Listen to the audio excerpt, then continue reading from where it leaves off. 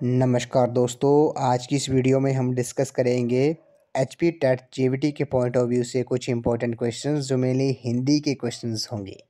तो फ्रेंड्स, इन क्वेश्चंस के मैं आपको जितने भी आंसर बताऊंगा वो फाइनल आंसर की के अकॉर्डिंग ही बताऊंगा जो एचपी बॉस धर्मशाला ने जारी की थी। तो आपने क्या करना है फ्रेंड्स, इन क्वेश्चंस के शॉर्ट फॉर्म में नोट्स जरूर बना लेने हैं क्योंकि ये क्वेश्चंस रिपीट भी हो सकते हैं और आपको रिवीजन के टाइम काफ़ी हेल्पफुल भी साबित होंगे। तो फ्रेंड्स, वीडियो पे आपने एंड तक बने रहना है। अगर आप चैनल पे पहली बार विजिट कर रहे हो तो चैनल को सब्सक्राइब कर दें। तो फ्रेंड्स, वीडियो को शुरू करते हैं। पहले प्रश्न में बोला गया कि क्ष ध्वनि जो है वो किसके अंतर्गत आती है। तो क्ष ध्वनि जो है वो किसके अंतर्गत आती है। क्वेश्चन नंबर फर्स्ट का जो राइट आंसर है वो आपका ऑप्शन नंबर सी है। ये संयुक्त वर्ण के अंतर्गत आती है। तो ऑप्शन सी जो है इस क्वेश्चन का राइट आंसर है। क्ष ध्वनि जो है वो संयुक्त वर्ण के अंतर्गत आती है। क्वेश्चन नंबर 62 पे चलते हैं। इनमें से कौन सा स्वर संधि का उदाहरण है। तो स्वर संधि का जो उदाहरण बताना है। क्वेश्चन नंबर 62 का जो करेक्ट आंसर है वो आपका ऑप्शन नंबर डी है। ऑप्शन डी इस क्वेश्चन का करेक्ट आंसर हो जाएगा। पवन जो है वो आपका स्वर संधि का उदाहरण है। ऑप्शन डी इस क्वेश्चन का करेक्ट आंसर है।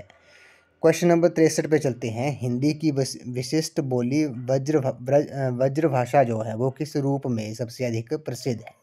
तो हिंदी की विशिष्ट बोली वज्र भाषा जो है वो किस रूप में सबसे अधिक प्रसिद्ध है। क्वेश्चन नंबर 63 का जो राइट आंसर है आपका ऑप्शन नंबर डी है। काव्य भाषा जो है इस क्वेश्चन का करेक्ट आंसर है। हिंदी की विशिष्ट बोली वज्र भाषा जो है वो काव्य भाषा के रूप में सबसे अधिक प्रसिद्ध है। तो ऑप्शन डी इस क्वेश्चन का राइट आंसर है। क्वेश्चन नंबर 64 पे चलते हैं। बेइंसाफी में प्रयुक्त उपसर्ग है। तो बेइंसाफी में आपने बताना है कि कौन सा उपसर्ग जो है वो प्रयुक्त हुआ है। तो क्वेश्चन नंबर 64 का जो करेक्ट आंसर है वो आपका ऑप्शन नंबर ए है। वे जो है ये बेइंसाफी में प्रयुक्त उपसर्ग है। ऑप्शन ए इस क्वेश्चन का राइट आंसर है। क्वेश्चन नंबर 65 पे चलते हैं। क्वेश्चन नंबर 65 में बोला गया कि उचित विकल्प जो हमने चुनना है। इसमें बोला है कि अंगूठा दिखाने का मतलब क्या होता है। तो अंगूठा दिखाना का मतलब जो होता है वो आपका ऑप्शन नंबर ए जो है इस क्वेश्चन का राइट आंसर है। देने से इनकार करना। अंगूठा दिखाना यानी कि देने से इनकार कर देना। ऑप्शन नंबर ए जो है इस क्वेश्चन का राइट आंसर है। क्वेश्चन नंबर 66 पे चलते हैं। निम्नलिखित में से किसे रसराज कहा जाता है। तो रसराज किसे कहा जाता है, काफ़ी इंपॉर्टेंट क्वेश्चन है। क्वेश्चन नंबर 66 का जो करेक्ट आंसर है वो आपका ऑप्शन नंबर ए है। श्रृंगार को रसराज कहा जाता है। ऑप्शन ए इस क्वेश्चन का राइट आंसर है। क्वेश्चन नंबर 67 पे चलते हैं। इनमें से कौन भक्ति काल का कवि नहीं है। तो भक्ति काल का कवि नहीं है ये आपने बताना है। क्वेश्चन नंबर 67 का जो राइट आंसर है वो आपका ऑप्शन नंबर ए है। अमीर खुसरो जो है इस क्वेश्चन का करेक्ट आंसर है। ये भक्ति काल का कवि नहीं है। तो बाकी नंददास, रसखान और नावादास जो हैं ये भक्ति काल के कवि हैं। अमीर खुसरो इस क्वेश्चन का राइट आंसर है। ये अभी भक्ति काल का कवि नहीं थे। क्वेश्चन नंबर 68 पे चलते हैं। रात दिन शब्द में समास बताने के लिए उचित विकल्प का चयन करें। तो रात दिन जो शब्द है उसमें समास कौन सा है ये बताना है। क्वेश्चन नंबर 68 का जो राइट आंसर है वो आपका ऑप्शन नंबर ए है। इसमें द्वंद्व समास है। कौन सा है, इसमें द्वंद्व समास है। ऑप्शन ए इस क्वेश्चन का राइट आंसर है। क्वेश्चन नंबर 69 पे चलते हैं। चुनाव क्षेत्रों का समय समय पर डैश किया जाता है। ये भी काफ़ी इंपॉर्टेंट क्वेश्चन है। क्वेश्चन नंबर 69 को जो राइट आंसर है वो आपका ऑप्शन नंबर ए है। चुनाव क्षेत्रों का समय समय पर क्या किया जाता है, परिसीमन किया जाता है। तो ऑप्शन सी जो है इस क्वेश्चन का राइट आंसर है। क्वेश्चन नंबर 70 पे चलते हैं। 70 क्वेश्चन में बोला गया कि लालटेन जो शब्द है ये कौन सा शब्द है, ये आपने बताना है। जो लालटेन जो है वो आपका विदेशी शब्द है। क्या है ये, विदेशी शब्द है। ऑप्शन डी जो है इस क्वेश्चन का राइट आंसर है। तो फ्रेंड्स, मैं आपको बार बार बोल रहा हूँ कि आपने इन क्वेश्चंस के शॉर्ट फॉर्म में नोट्स जरूर बना लेने हैं क्योंकि ये रिवीजन के टाइम आपको काफ़ी हेल्पफुल साबित होंगी। और इन क्वेश्चंस के मैं आपको जितने भी आंसर बता रहा हूँ वो फाइनल आंसर की के अकॉर्डिंग ही बता रहा हूँ जो एचपी बॉस धर्मशाला ने जारी की थी। क्वेश्चन नंबर 71 पे चलते हैं। क्वेश्चन नंबर 71 में बोला गया कि आलस्य शब्द का विशेषण क्या है। तो आलस्य शब्द जो है उसका विशेषण क्या है। क्वेश्चन नंबर 71 का जो राइट आंसर है वो आपका ऑप्शन नंबर सी है। आलसी जो है इस क्वेश्चन का राइट आंसर है। क्वेश्चन नंबर 72 पे चलते हैं। के लिए किस कारक का चिन्ह है। तो के लिए जो है वो किस कारक का चिन्ह है। क्वेश्चन नंबर 72 का जो करेक्ट आंसर है वो आपका ऑप्शन नंबर बी है। संप्रदान कारक का ये चिन्ह है। ऑप्शन बी इस क्वेश्चन का राइट आंसर है।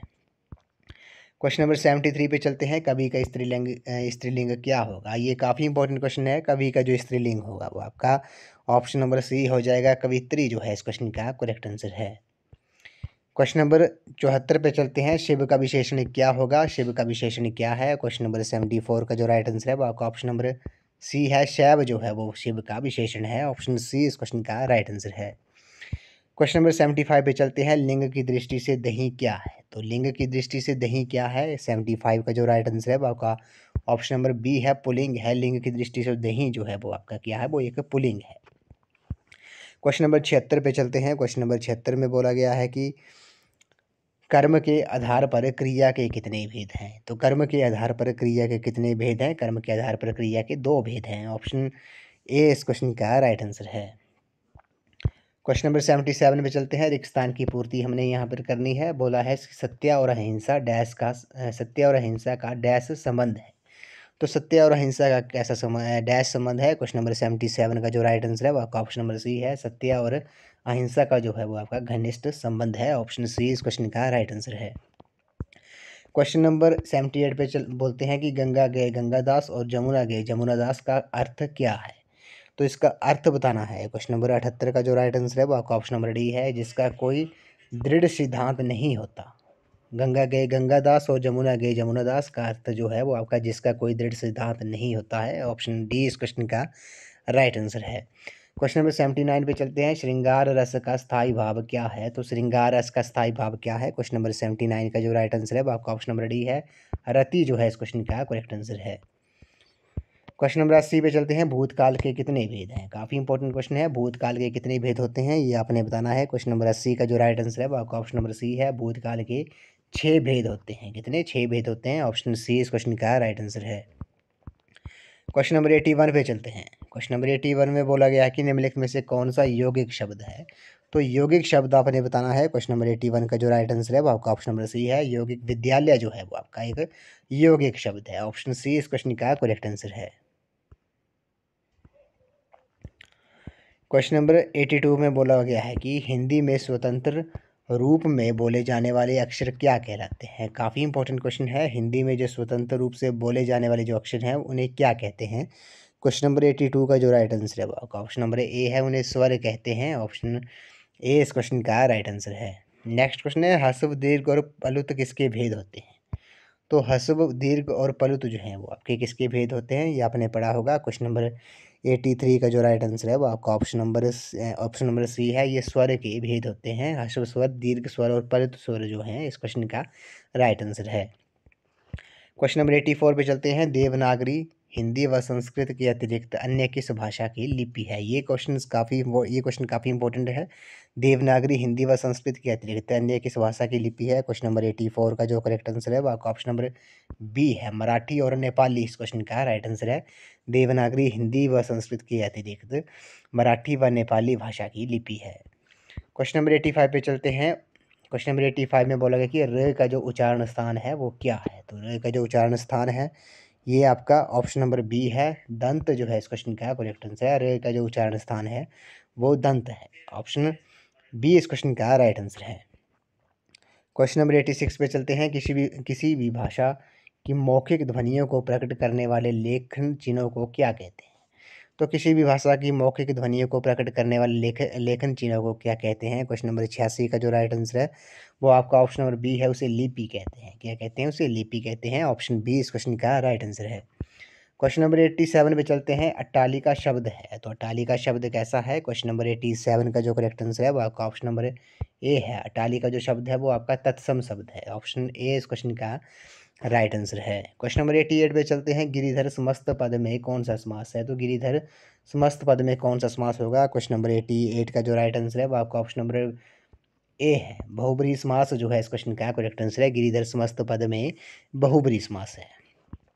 क्वेश्चन नंबर 89 पे चलते हैं। उत्पत्ति या स्रोत के आधार पर शब्द कितने प्रकार के होते हैं? तो उत्पत्ति या स्रोत के आधार पर शब्द जो होते हैं वो कितने प्रकार के होते हैं? क्वेश्चन नंबर 89 का जो करेक्ट आंसर है वो फाइनल आंसर की के अकॉर्डिंग ऑप्शन सी और डी जो है इस क्वेश्चन का राइट आंसर था। फाइनल आंसर की के अकॉर्डिंग मैं आपको आंसर बता रहा हूँ।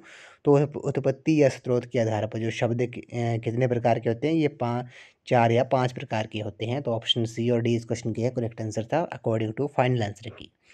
इस वीडियो को लास्ट क्वेश्चन है। समूहवाची शब्द कुंज जो है, समूहवाची शब्द कुंज जो है वो किसके साथ प्रयोग किया जाता है? तो समूहवाची शब्द कुंज जो है वो किसके साथ प्रयोग किया जाता है? क्वेश्चन नंबर 90 का जो करेक्ट आंसर है वो आपका ऑप्शन नंबर बी है, लताओं का। समूहवाची शब्दकोश जो है वो लताओं का के साथ प्रयोग किया जाता है। ऑप्शन बी इस क्वेश्चन का राइट आंसर है। तो फ्रेंड्स आज की वीडियो में बस इतना ही। आज हमने एच पी टेट जेवीटी के पॉइंट ऑफ व्यू से कुछ इंपॉर्टेंट क्वेश्चन डिस्कस किए जो प्रीवियस एच पी टेट के एग्ज़ाम में ये क्वेश्चंस पूछे गए थे। और इन क्वेश्चंस के मैंने आपको जितने भी आंसर बताए वो फाइनल आंसर की के अकॉर्डिंग ही बताए। तो आपने इन क्वेश्चंस के शॉर्ट फॉर्म में नोट्स जरूर बनाने हैं, ये आपको रिवीजन के टाइम काफ़ी हेल्पफुल साबित होंगे। तो फ्रेंड्स आई होप आपको वीडियो पसंद आई होगी, तो वीडियो को लाइक शेयर एंड सब्सक्राइब जरूर कर दें। अगर आप एच पी टेट की तैयारी कर रहे हो तो इसके लिए मैंने एक अलग से प्ले लिस्ट बनाई है एच पी टेट के नाम से, जिसका लिंक मैंने डिस्क्रिप्शन बॉक्स में दे दिया है। आप वहां पर जाकर एच पी टेट के रिगार्डिंग जितनी भी वीडियोज़ हैं वो सभी वीडियोज़ आप वहां पर जाकर देख सकते हो। तो फ्रेंड्स आई होप आपको वीडियो पसंद आई होगी, तो वीडियो को लाइक शेयर एंड सब्सक्राइब जरूर कर दें। तो आज की वीडियो में बस इतना ही। तो थैंक यू फ्रेंड्स।